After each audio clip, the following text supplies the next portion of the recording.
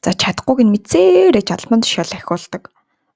Энийг болохоор Dilbert principle гэдэг онолоор тайлбарладаг. За тэгвэл энэ онол нь яаж тайлбарладаг вэ гэдгийг хэдүүлээ харцгаая.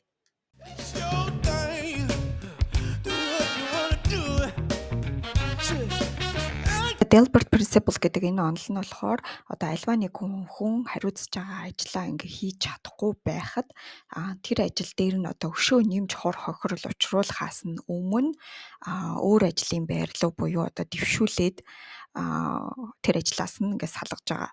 Энэ үйл явцыг болох нэрлэлтэй юм байна. Тэгээ Монголд ч гэсэн бид энийг нөгөө дэвшүүлэн зайлуулах гэд муухай гарч гисэн те бас ингэж нэрлэдэг те. За яг энэ судалгааны ажлын талаар болохоор 1995 онд Wall Street Journal дээр Scott Adams гэдэг судлаач анхныхаа нийтлэлийг бол хэвлүүлсэн юм байна. За энэ дээрээсээ тулгуурлаад 1996 онд Dilbert principle гэдэг ийм одоо сайн муу үзэгдлүүдийн аль аль талаас нь маш дэлгэрэнгүй тайлбарласан номыг бас хэвлүүлж гаргаж ирсэн юм байна. За ингээд мэдээж чадахгүй байгааг нь мэдсээр юм байж ингээд албан тушаал ахиулчаар за нэгдүгээр болохоор тухайн хүн болохоор өөрийнхөө багийг өөрсгөө хүмүүсээр бас бүрдүүлдэг ийм сул талтай байна л да. Тэгэхээр ерөнхийдөө бол тэр чигтээ тэр баг айгу сул те дутуу хумгай шийдвэрүүдтэй тэгээд судалгааны ажлууд нь дутуу явагддаг ч гэдэг юм уу. За ерөнхийдөө бол нэг тийм бүрэн гүйцэд төгс ажлыг хийхгүй гэхдээ өөрийг ингээ хүлээн зөвшөөрдөг одоо игнийг бол ингээ бүрдүүлээд авчдаг гараа бас жоохон сул талтай байт юм байна. За дараагийнх нь болохоор бол үнэхээр одоо чадахгүй байгаагаа тэр хүн мэдж байгаа ч гэсэнтэй за бас байж болох юм да тий энэ төр гэдэг албан тушаал ахичдаг. За тэгээд явж байгаад үнэхээр чадахгүйгаа хүлээн зөвшөөрөөд өөрөө болдог юм үзэгдэл байгаа. За энэ тохиолдолд бол тухайн хүнтэй хамтарч ажиллаж байсан багийнхан ч гэсэнтэй нэлээ их ядардаг.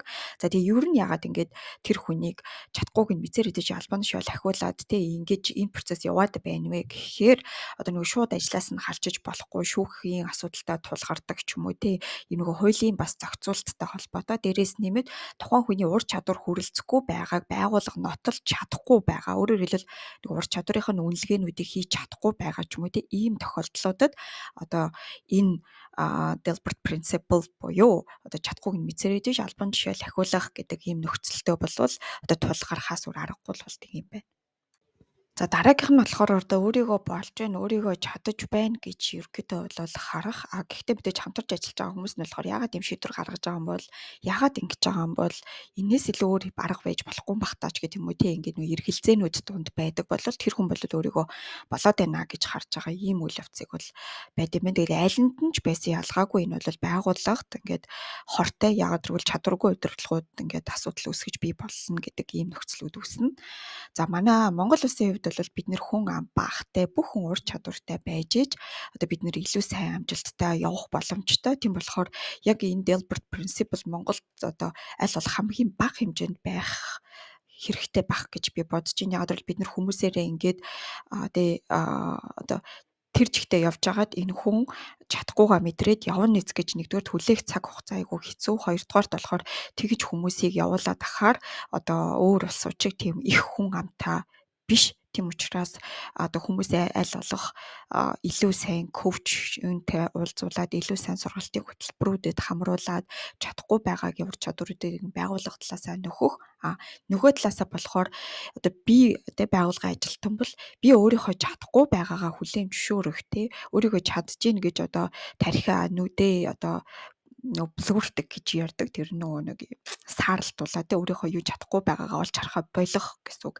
Тэгэхээр тийм байдалд бас орцсон байх үедээ гэдэг зүйлийг би жишээ нь энийг уншиж байхдаа бол бас өөр дөрий ч гэсэнтэй бодож ийлаа. Тэгэхээр та бүхэн маань ч гэсэнтэй бас энэ дээр ингээд бодоод үзээрэй.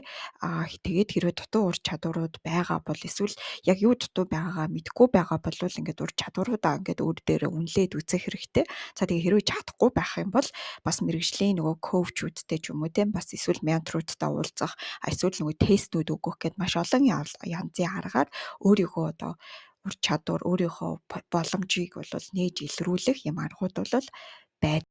За тэгээд энэ ном нь болохоор PDF хэлбэрээр байдаг. За тэгээд та надаас авах боломжтой. YouTube-аар үзэж байгаа бол би description хэсэгт, Facebook-оор үзэж байгаа бол comment хэсэгт, Instagram-аар үзэж байгаа бол Instagram дээр линк оруулж чадахгүй учраас та comment хэсэг дээр ном эсвэл сэтгэл үлдээдэг ч юм уу те comment хэсэгт үлдээчээрэй. Би таны хувь нөгөө нэг чат харчин энэ номын линкийг илгээе. За тэгээд энэ ном нь болохоор судлаачид ирсэн маш олон захидлууд, за тэгээд хүмүүстэй хийсэн ярилцлагууд гээд олон яг ийм одоо бодит амьдралаар тохиолдож байгаа кейсүүд дээр тулгуурлагдчихсэн учраас тийм маш сонирхолтой байдлаар бичигдсэн. За тэгээд дээрээс нь нэмээд гол агуулгуудаа болохоор дандаа зургаар тайлбарлсан учраас ойлгоход илүү тийм хялбар юм шиг надад санагдсан.